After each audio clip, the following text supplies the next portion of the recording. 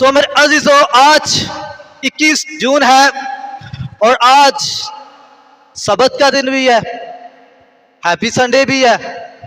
हाँ जी, happy father day. आज कौन सा दिन है? Happy father day.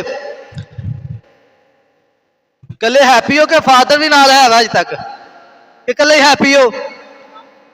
जी जी, पूछने का मकसद ये वा, कई बंदे की रंजिश बड़ी होती ना, नहीं मेरी प्यो नाल ही बनती है, क्योंकि फैसले काम पर कभी अमल नहीं होता। लेकिन उनकी जो बातें होती हैं, उनका जो समझाना, उसको आप तरबियत समझ सकते हैं अपनी, कि वो बाकी मरा की जिंदगी आपकी जो है वो उस वक़्त के लिए आपके लिए तरबियत करते हैं, क्योंकि उनको पता है अब उनके सफ़ेद बाल हो चुके हैं, अब उन्होंने अपनी उम्र गुजार ली है, अब वो किसी भी वक्त खुदावंद के पास चले जाएंगे, तो खुदा उनको अपने पास बुला लेगा। लेकिन माँ बाप को जो होती ना टेंशन, बाप है या माँ है, उनको मरने से डर नहीं होता, क्योंकि उनको पता मौत मुकर्रर है और मरना हर इंसान ने है। लेकिन माँ बाप की जो फिक्र होती है और जो माँ बाप की मेहनत करने की जो स्ट्रगल होती है, उसके पीछे एक बहुत बड़ी वजह होती है कि मेरे बाद बाप कहता है कि मेरे बच्चे को ये दिन ना देखने पड़े कि जो दिन मैंने अपने जवानी के अयाम में गुजारे, या मैंने खुद जब जैसे मेहनत करता रहा, जैसे मैं मुशक्कत करता रहा हूं, कि मेरा बच्चा आने वाले वक्त में ये दिन ना देखे, ना गुजारा ऐसा वक्त। उनके मेहनत करने के पीछे सबसे बड़ी वजह ये होती है। हालेलुया। सो मेरे अजीजों, आज फादर डे के इस मौका पर आज जो हमारे मैसेज का उन्वान और जो कंसेप्ट मेरे सामने है, बाप की इज्जत और खुदा की बरकत। बाप की इज्जत और खुदा की बरकत, और इसका सब टाइटल जो मैंने दिया है, एक ऐसा रिश्ता जो इंसान को बदल देता है। इसका सब टाइटल ये है कि बाप का रिश्ता ही ऐसा है कि जो इंसान को तब्दील कर देता है। क्योंकि बाप, शादी से पहले क्या होता है? लड़का होता है, यंग होता है, अनमैरिड होता है। जब वो बाप बन जाता है, उसकी हैसियत, उसका ओहदा, उसका लेवल तब्दील हो जाता है। तो बाप का रिश्ता ही ऐसा है और बाप का ओहदा ही ऐसा है कि रिश्ते को तब्दील कर देता है।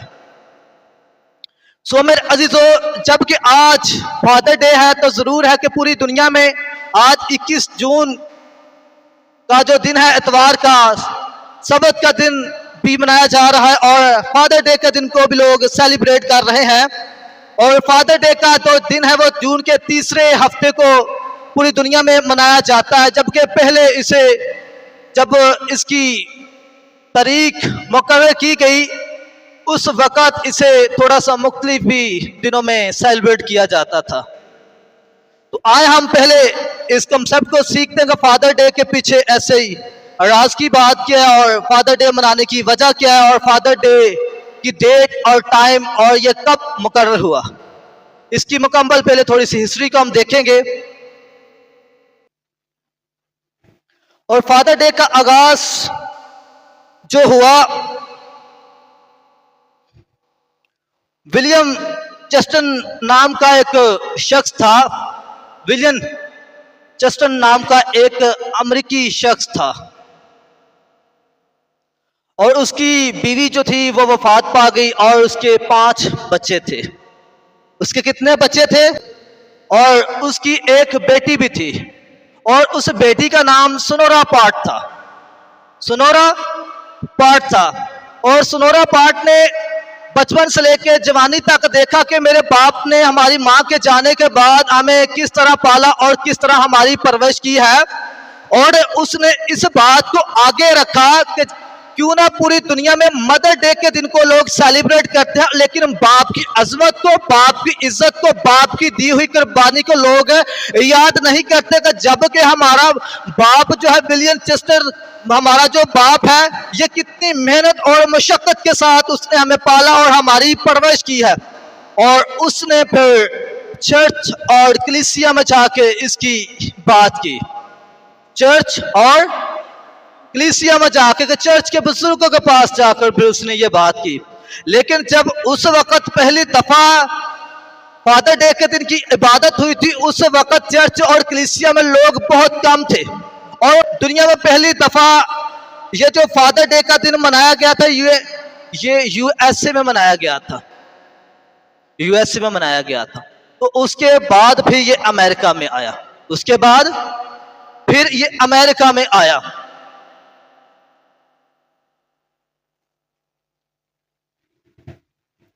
और 1910 में ये सोनोरा पार्क ने इसकी बुनियाद रखी। 1910 में, कब में रखी इसकी बुनियाद, कब बुनियाद रखी इसकी? 1910 में इसकी बुनियाद रखी है।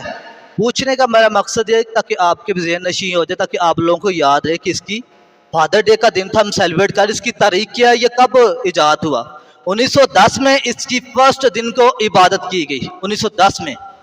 और जब गवर्नमेंट ने इसे मुकर्रर किया कि इसे राइज किया कि इस दिन की छुट्टी को मुकर्रर कर दिया गया, तो उस दिन, उस वक़्त की जो सदी थी 1972 में जाके अमेरिका में इसे तहरीर कर दिया गया कि सरकारी तौर पर इसका क्या किया गया है, ऐलान किया गया है। सरकारी तौर पर क्या किया गया इसका भाई, की किया गया वा 10:30 की किया गया वा। हाँ जी, जागते रहना, सोना नहीं है।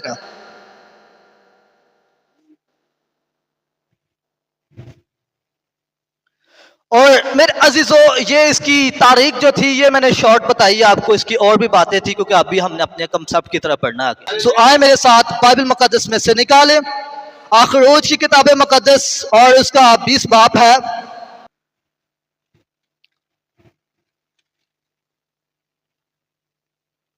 अखरोज की किताब मुकद्दस में से इसका 20 बाब और उसकी 12 आयत में से हम तलावत करेंगे।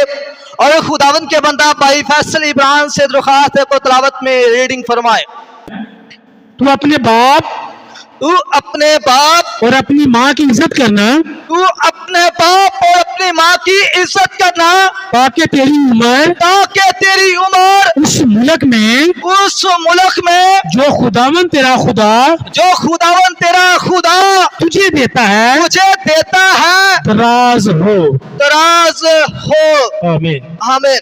खुदावंद के पाक कलाम को पढ़े और सुने जाने में खुदावंद की खास बरकत और खुदावंद का शुक्र हो। हाँ जी, जागते रहना क्योंकि आज का मौजू बहुत अहम और बहुत गौर तलब बातें हैं। यहाँ पर अखरोज 20 बाब और उसकी 12 आयत में लिखा है कि तू अपने बाप और अपनी माँ की इज्जत करना ताकि तेरी उम्र उस मुल्क में जो खुदावंद तेरा खुदा तुझे देता है दराज हो। किस मुल्क में कि जो खुदावंद तेरा खुदा तुझे देता है। अब ये जो कंसेप्ट है अखरोज 20 बाब, यहाँ पर खुदावंद यीशु मसीह ने 10 एहकाम देकर 10 कमांडमेंट दिया कि 10 कमांड कि जिसके ऊपर पुराने अहदनामा की कलीसिया की बुनियाद रखी गई थी। अब ये फर्स्ट खुदावंद के माँ बाप के लिए हुक्म है। ये किसका हुक्म है? बाइबल मुकद्दस में फादर डे के बारे में वाज़िया तो नहीं लिखा, लेकिन बाइबल मुकद्दस हमारे लिए साबता हयात और साबता निजात है। लेकिन बाइबल मुकद्दस हमें यह बताती है, खुदा का इल्हाम, खुदा का कलाम हमें यह बताता कि हम इस दिन को मना सकते हैं क्योंकि यह खुदा का हुक्म है कि तू अपने बाप और अपनी माँ की इज्जत करना। किसका हुक्म है ये खुदावंद यीशु का खुदा बाप का यह हुक्म है। और ये जो पहले 10 हुक्म दिए गए थे ये उन हुक्मों में से है। 10 हुक्म जो दिए गए थे उन हुक्मों में से है। लेकिन लोग इन 10 कमांडमेंट को बहुत लाइट लेते हैं, बहुत लाइट लेते हैं। और शरीयत की किताबें जो मुकद्दस है, ये शरीयत की पहले 5 किताबें मुकद्दस मूसा ने इसे लिखा और मुकद्दस मूसा ने इनको तहरीर किया।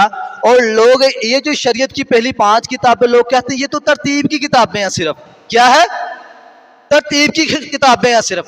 तो ये कंसेप्ट कहां से फिर आ गया कि तू अपने बाप अपनी माँ की इज्जत करना।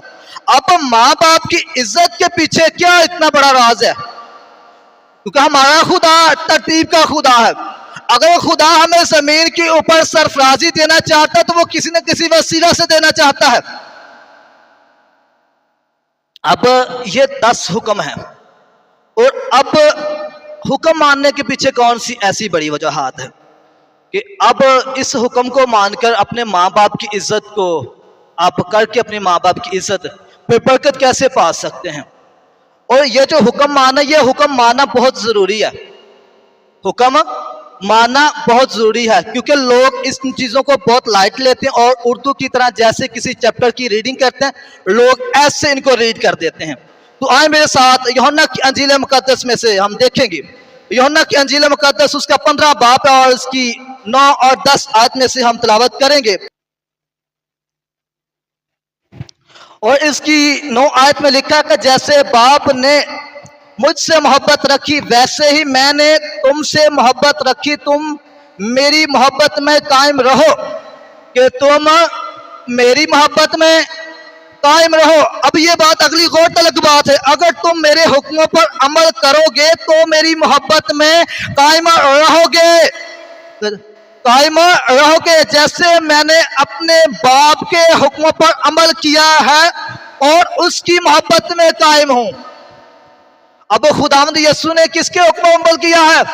बाप के हुक्मों पे अमल किया और उसकी मोहब्बत में कायम है। अगर आप अपने माँ बाप की इज्जत खुदावंद का हुक्म समझ के ये करते हैं तो क्या करते? आप खुदा की मोहब्बत में कायम है। अगर अब तक अगर अपने माँ बाप की इज्जत नहीं करते, अपने बाप को वो तरजीह नहीं देते, तो अब तक आप लोग खुदा की मोहब्बत में शामिल ही नहीं। अब तक आपने खुदावंद की पूरी इंस्ट्रक्शन को फॉलो ही नहीं किया, खुदावंद की पूरी टीचिंग को फॉलो नहीं किया। क्योंकि कलाम मुकद्दस में लिखा खुदावंद का बंदा याकूब ये फरमाता है कि जिसने सारी शरीयत पर अमल किया और एक ही बात में खता की, वो सब में कसूरवार ठहरा। इस शरीयत खुदा का कलाम, अगर आप सारे कलाम पर अमल करते, एक भी खुदावंद का हुक्म को मिस कर देते हैं, स्किप कर देते हैं बीच में से, तो आप क्या करते हैं? सारे चैप्टर पढ़े तो की कर देंगे हो। अगर एक भी चीज होते अमल नहीं करते, अगर एक भी चीज रह जाती है, पानी फेर देंगे हो सारे थे। और ये माँ बाप की इज्जत करने का हुक्म हमें खुदावंद की तरफ से, और अगर हम अपने माँ बाप की इज्जत करेंगे तो हम खुदा की मोहब्बत में कायम रहेंगे। आप किसके पैरोकार हैं? आप खुदावंद यीशु के पैरोकार, मसीह के मानने वाले और मसीह के ईमान में मजबूत है आप। और अगर खुदावंद यीशु ने बाप के हुक्म पर अमल करके उसकी मोहब्बत में कायम है, तो आप पर भी अब यह फर्ज है कि खुदावंद यीशु की मोहब्बत में कायम रहने के लिए अपने माँ बाप की इज्जत करें, कि अपने बाप की इज्जत करें, फिर आप खुदा की मोहब्बत में कायम हो सकते हैं।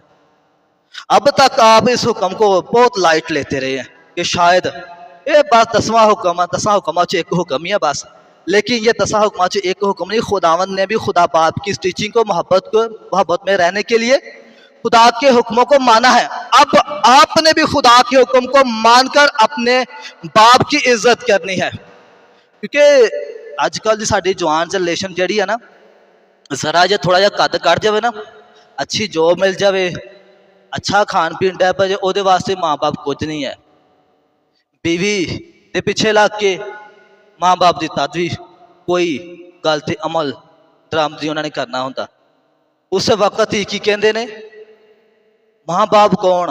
असी खुद अपने माड़ा चंगे का फैसला कर सकते हैं। हाँ जी, असी खुद कहते अपने माड़े चंगे का फैसला कर सकते हैं। लेकिन माँ बाप आपके बेहतर मुस्तकबिल का आपके लिए सोचते, तो मानते हैं कि इस माशरे में, इस दौर में रहते अब जदीद टेक्नोलॉजी आ चुकी है, लेकिन माँ बाप की हैसियत को, माँ बाप के ओहदे को, उनकी इज्जत, रेपुटेशन को कभी मत भूले, उनको कभी मत भूले। हालेलुया। और अगर आप खुदा की मोहब्बत में जब कायम रहेंगे तो खुदा की मोहब्बत क्या करती है? अब देखें जरा, आए मेरे साथ निकालें पतरस का पहला खत और उसका 4 बाब और उसकी 8 आयत पे से हम तिलावत करें। अगर आप खुदा की मोहब्बत में कायम रहते तो फिर क्या होता है, देखते हैं हम। आए जरा मेरे साथ। हाँ जी, पहला पतरस और उसका 4 बाब और उसकी 8 आयत। सबसे बढ़कर यह है कि आपस में बड़ी मोहब्बत रखो, क्योंकि मोहब्बत बहुत से गुनाहों पर पर्दा डाल देती है। मोहब्बत बहुत से गुनाहों पर पर्दा डाल देती। अगर आप खुदा की मोहब्बत में कायम रहेंगे तो खुदा आपके गुनाह पर क्या करेगा? पर्दा डालेगा। और ये पर्दा किस तरीके से आप अपने गुनाह पर डाल सकते हैं? अपने माँ बाप की इज्जत करने, अपने बाप को प्रायोरिटी देने से, क्योंकि माँ बाप भी आपके लिए दुआ करता है। औलाद कहती ना कि प्यो ने अज तक साडे लिए कीता ही किया। बाप जो दिहाड़ी करके काम तो घर आंदा ना, बड़िया अपनी ख्वाहिशां नूं अंदर अंदर ही दफन कर दिंदा। क्यों अंदर अंदर दफन कर दिंदा? क्योंकि औलाद खुश रहे, मेरे बच्चे खुश रहे। बाप का दिल भी करता है कि क्रिसमस आ गया है, ईद क्या मतलब मसीह आ गई कि मैं नवा सूट सवाला। और आज बहुत सारे लोग आज के दिन फादर डे का दिन है ना, केक काटेंगे। आज अब्बा तू काम नहीं करना, आज डैडी तू नहीं काम करना है, आज जसी कर, आज एक दिन काम करना की हो जाएगा? की हो जाएगा? बोझ चुकना तो सारी जिंदगी वास्ते माँ बाप का बोझ चुको, इज्जत का बोझ, उनके ख्याल का बोझ उठाएं, उनकी रेपुटेशन का बोझ उठाएं। वो जब गली मोहल्ले में चले तो फकर से सर ऊंचा करके चले कि उनके बेटे ने ऐसा कोई गुनाह वाला काम, कोई गलती वाला काम नहीं किया कि जिसकी वजह से बाप को सर नीचे करके गली मोहल्ले में चलना पड़ जाए। ये बात से बाप का वजन उठाए आप। बाकी मेहनत तो बाप पहले भी करो और बाप बाद में भी आपके लिए मेहनत करता रहेगा।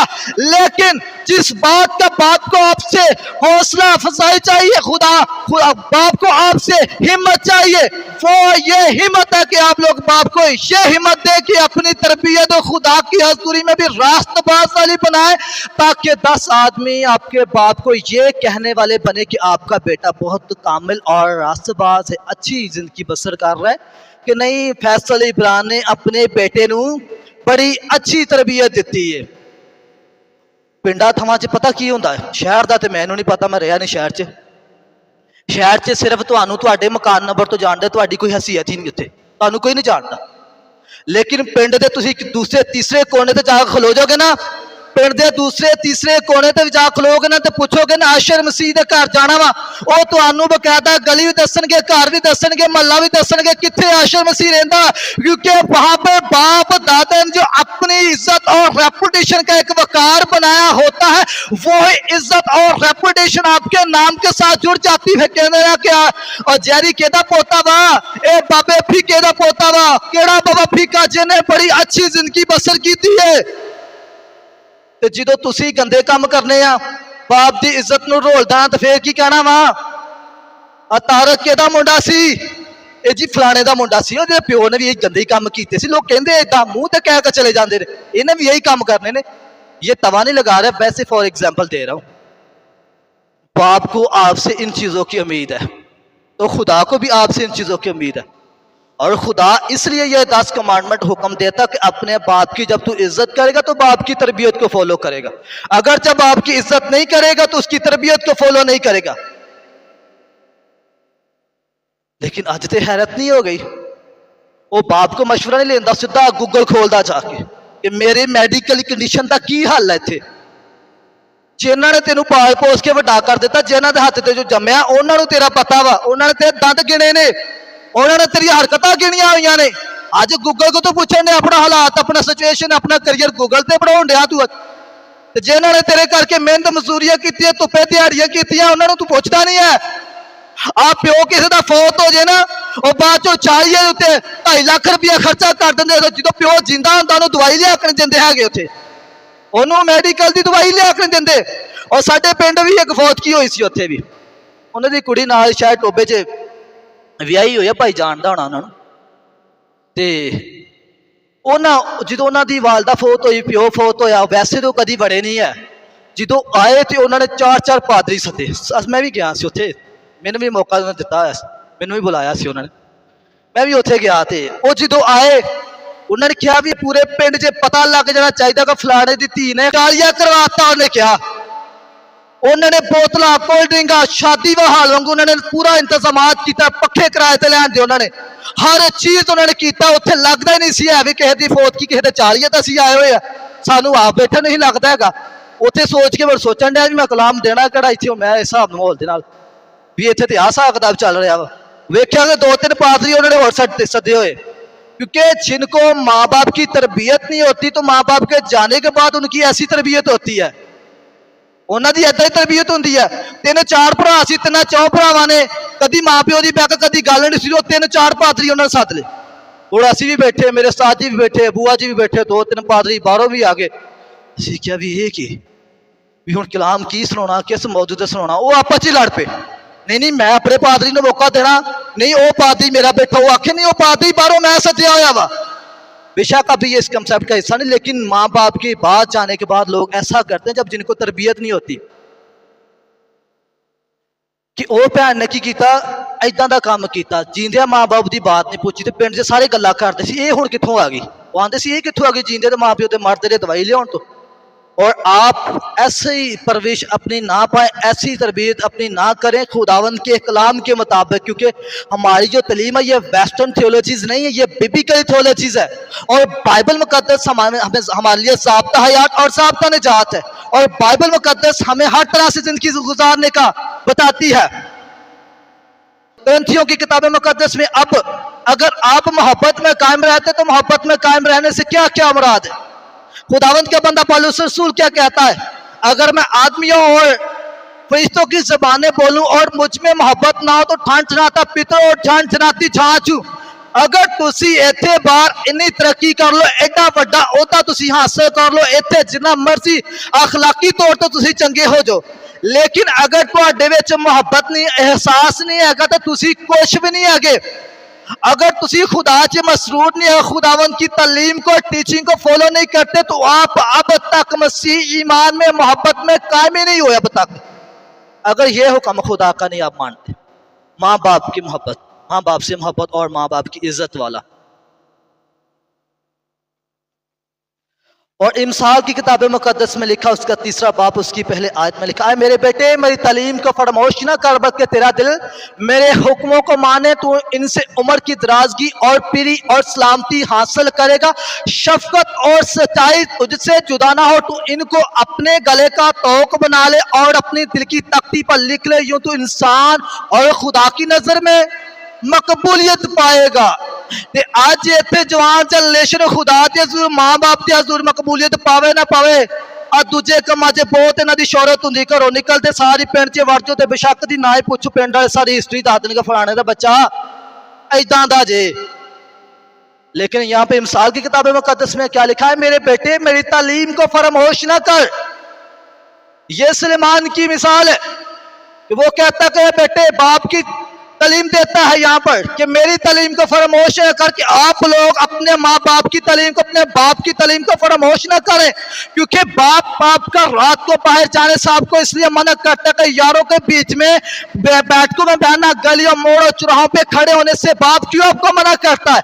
वो इसलिए मना करता है क्योंकि बाप ऑलरेडी पहले से ये वक्त गुजार चुका है।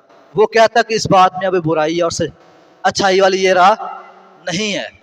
तो आप अपने बाप की जब तरबियत को फॉलो नहीं ना करते, नहीं मानते, तो उनकी तालीम को फरामोश कर देते हैं कि कहने बाया तो चुप करके ताड़ा वक्त हुण गुजर गया। अज भी इदा ही होण दिया, स्टेटस से फादर डे का उन्हें भी लाया अज, जिन्हों के कभी बाप के दुआ सलाम ही नहीं है और जिनकी बातों से कभी लगा ही नहीं कि इनको तरबियत वाले बात है।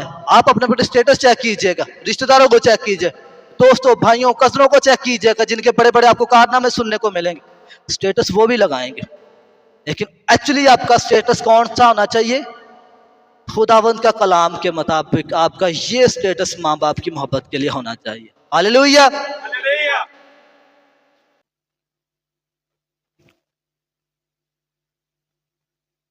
और आए मेरे साथ कलाम मुकद्दस में से निकालें इफ्सियों कलीसिया का नाम लिखा गया पौलुस रसूल खत चैप्टर नंबर 6 और उसकी 2 और 3 वर्ष में से हम तलावत करेंगे।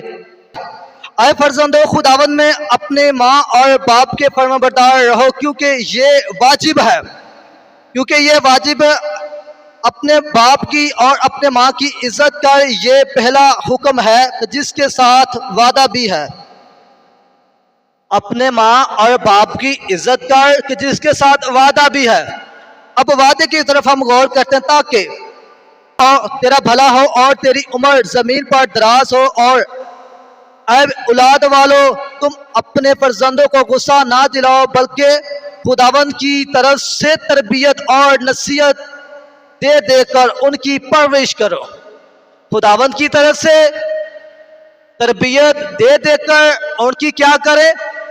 परवरिश करें। अब इसके साथ वादा है, अगर तो आप अपने माँ बाप की तरबियत पर अमल करते हैं तो आपका सबसे पहले क्या फायदा होगा? आपका भला होगा। और भले में बहुत सारी चीजें आ जाती हैं, फाइनेंशियली बरकत भी आ जाती है भले में, और आपकी तरक्की भी होती है, और आपके घराना खानदान की तरक्की होती है। घराना खानदान की तरक्की तो आप समझते हैं कि तरबियत से होती है घराना और खानदान की तरक्की। और हर जगह पे घराना और खानदान में पैसा काम नहीं आता। वो कदी कदी कहते हैं ना कि नहीं मैं तो फलाने भाई दे मूँह फलानी चीज दे देती सी, वो नहीं तेरा नहीं मारता साइया तेरे घर वाला का मुंह मारता वा। तो बाज़ वक़ात भलाई दे विच आ भी चीज़ां आ जांदियां ने, ते आपां अगर किते जाइए किते आइए तो साडा अगर साडे मूँह ना सानू कोई चीज़ दे, साडे माँ बाप दे मूँह दे देंगे कि नहीं इनके माँ बाप के साथ हमारा बड़ा अच्छा रिलेशन, बड़े अच्छे रिश्ते तल्लुकात हैं। तो भलाई में ये चीज़ें भी आ जाती कि आप इन चीज़ों से भी स्ट्रॉन्ग हो जाते हैं। और दूसरा, ऐ औलाद वालों, तुम अपने फर्जंदों को गुस्सा ना दिलाओ। ऐ औलाद वालों, तुम अपने फर्जंदों को गुस्सा ना दिलाओ। और अब जो बाप है उनके लिए ये इंस्ट्रक्शन है, बाप को चाहिए कि अपने नरम लहजे में अपने बच्चों के साथ बात करे और फ्रेंडली रिश्ता, और उनके नरम लहजे में उनकी करवाहट होनी चाहिए बाप की। अगर तो तुम बच्चे ने 7-8 साल तक समझा सकते हो सोटी लाठी दे नाल डंडे दे नाल, ते फिर वो सीधा रहेगा। अगर तुम हुण कहो ना अज दे दौर दे विच 12 साल दे न होण दे, 14 साल दे न होण दो, तो फिर वो नामुमकिन सी बात है। क्योंकि आजकल के दौर में, इस मौजूदा वक्त में, मैं जिस चीज पर फोकस करता हूं, मैं कहता हूं कि बच्चा सुनने से कम और देखने से ज्यादा सीख रहा है। क्योंकि आजकल तो बच्चे सुनते ही नहीं किसी की गल, जो देखते हैं घर चो बाहर गली चो देखते, मोहल्ले च देखते, चाचू नूं करते हैं देखते, जो काम कजन नूं करते हैं देखते, उन्हीं फॉलो कर लेंगे। वो जो दिखता कहते वही बिकता है। तो अपनी हरकतें बाप को भी चाहिए और बड़े भाइयों को भी चाहिए, ताकि वो चलते फिरते वक्त अपनी हरकतों को दुरुस्त रखें घर में, ताकि बच्चे, उनकी जो जनरेशन है, जवान जनरेशन है, वो उन पर बुरा असर ना पड़े। सबसे बड़ी हमारी कमजोरी की बात यह आप कहने कि साडी गल ही नहीं सुनता। सुनने छोड़ो, तुसी विखाओ ही उन्होंने वो जिदे करके उन्होंने अच्छी तरबियत हो जाए।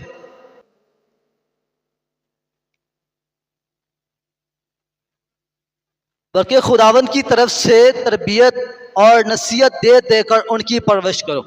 अब खुदावंद की तरफ से तरबियत और नसीहत कौन सी है? खुदा का कलाम।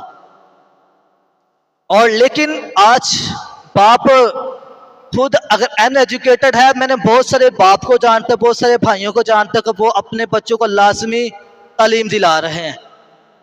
लेकिन जो बाप पढ़े हुए हैं वो कहते कि बाइबल मुकद्दस और 6 महीने हो गए उन्होंने किसी ने खोलिया को नहीं, बैठ दी ढो ते पई अलमारी दे विच बड़ी अच्छे तरीके से सेफ करके रखी हुई है।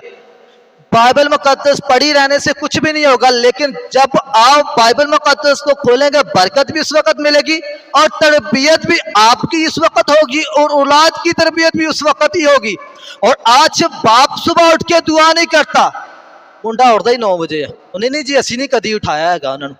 आज बाप की जो कोशिश है ना, बाप कहता कि मैंने अपने बच्चे को वो तमाम अपॉर्चुनिटी, तमाम वो सहूलत देनी है ताकि जो मुझे नहीं मिल सकी उनको ये टेक्नोलॉजी की अपॉर्चुनिटी दे या ना दे, इससे उनका वक्त, उनकी जिंदगी गुजर बसर हो जाएगी। लेकिन ये जो खुदावंद के कलाम की तरबियत और नसीहत अगर ये ना देगे तो उनकी जिंदगी जो चलते फिरते क्या है, एक स्ट्रगल बन जाएगी। वो सारी जिंदगी स्ट्रगल ही करते रहेंगे क्योंकि तरबियत ही नहीं है, खुदा का कलाम इनकी जिंदगी में नहीं है। और उनकी परवरिश करो। अब परवरिश क्या है? ये खुदावंद का कलाम तुहानू अपने बच्चों दे, वो कहते हैं ना कि डांगा मार मार के समझाना पवे, संडे स्कूल घलना पवे। आ दूसरिया नू देख लो तुसी, असी ठाया कदी मुंडिया नू? ना ना ना, मैं तो कदी कुछ किया ही नहीं है। अगर बेटे नू अजकल असी घर मार देने ना तो नाल ते साडे तू क्यों मार दिता, मैं इन्हू बड़े लाडा ने रखा, असं लाडा रख के बिगाड़ दो फिर इन्हू। आए मेरे साथ इमसाल की किताब मुकद्दस में से उसका 6 बाब उसकी 22 आयत। इमसाल, खुदा ने यहां पर बाप को घर की बरकत का वसीला बनाया हुआ है। इमसाल जी यहां पर 6 आयत में लिखा है, इमसाल 22 बाब उसकी 6 आयत में, लड़के की उस राह में तरबियत कर जिस पर उसने जाना है, वो बूढ़ा होकर भी उस राह से नहीं मुड़े। बूढ़ा होकर भी उस राह से नहीं मुड़े। इतने जवानी के अयाम च नहीं साडे बच्चे जाते चर्च, ना संडे स्कूल अटेंड करते हैं, ना जवानी अयाम च बाप ने खुद तालीम ली ना बच्चे को तालीम देता है। और बाप जो है वो घर में बरकत का वसीला है। अगर बाप जो होता है वो टॉर्च लाइट की तरह होता है। अगर असी कहना ना बाप टॉर्च लाइट लेकर तुर रहा तो पूरा खानदान पीछे तुर रहा है। अगर बाप की तरबियत गलत है ना, बाप ने तो खड्डे च डिगना नाल औलाद भी डिग जाती है। तो बाप घर में टॉर्च लाइट की तरह है। तो बाप को खुद कलाम की तरबियत पानी चाहिए और अपने बेटे की भी तरबियत करनी चाहिए, ताकि बूढ़ा होने तक भी वो उस राह से ना मुड़े। लेकिन बुढ़ा होने तो छाड़े, इतने 50-50 साल के हो गए, चिट्टे वाल हो गए, तो उन्होंने पूछ लो, उन्होंने कहते नहीं कोई पता ही नहीं है। लेकिन फादर डे सारे सेलिब्रेट करन डे ने, लेकिन इसका मकसद क्या है? जब माँ बाप की इज्जत ही नहीं करते, उनके लिए आपके दिल में उनके लिए कोई रेपुटेशन, कोई मकाम ही नहीं है, तो फिर एक केक कटने, आज के दिन सूट ले आता, गिफ्ट देता, ये सब बेफायदा है। क्योंकि खुदावंद का बंदा सलमान इतनी शान और शौकत के बावजूद भी जब वो खुदा से दूर हुआ और उससे जब एहसास इस चीज का हुआ, तो वो फिर क्या कहता है? ये सब चीजें बातिल हैं। कि अगर आप अपने माँ बाप की इज्जत नहीं करते, अपने बाप को घर का जो बरकत का वसीला है उसे वो ओहदा वो तरजीह नहीं देते, तो फिर आप उस बरकत तक नहीं पहुंच सकते। ये ऑथेंटिक बात है। अगर कोई बच्चा नौजवान अपने माँ बाप की इज्जत नहीं करता, तो वो कामयाबी की सीढ़ी तक नहीं पहुंच सकता, ना कामयाबी अचीव कर सकता है। वो कामयाबी अचीव करने के पीछे भी माँ बाप का हाथ है। कामयाबी से मतलब क्या है? अगर महल्ले च तुसी कोई कन्वेंशन, कोई इबादत रखनी, अगर कोई भी तुसी काम करना चाहते, अगर तुहाडा माँ बाप तुहाडे पीछे नहीं ना हैगा, तो कोई भी तुहाडे नाल खलोवेगा, रिश्तेदार नहीं तुहाडे नाल खलोएगा। ये भी तुहानू भेद दी गल दस दईए, तो कोई भी तुहाडे नाल खलोएगा नहीं। तो इसलिए माँ बाप का आपके साथ होना बहुत जरूरी है। माँ बाप की इज्जत करने का हुक्म आपको खुदा की तरफ से है। अगर आप माँ बाप की इज्जत करते तो खुदा की मोहब्बत में कायम रहते, और खुदा की मोहब्बत क्या करती? आपके गुनाह पर पर्दा डाल देती है। हालेलुया। तो मेरे अजीज खुदावंद, मुझे और आप सबको आज के कलाम के वसीला से बहुत बरकत है, और आज के कलाम की बरकत आप सबों की जिंदगी पर ठहरी रहे। आमीन। कंसेप्ट हमारे पास और था, लेकिन हमने कहा कि चलें शॉर्टकट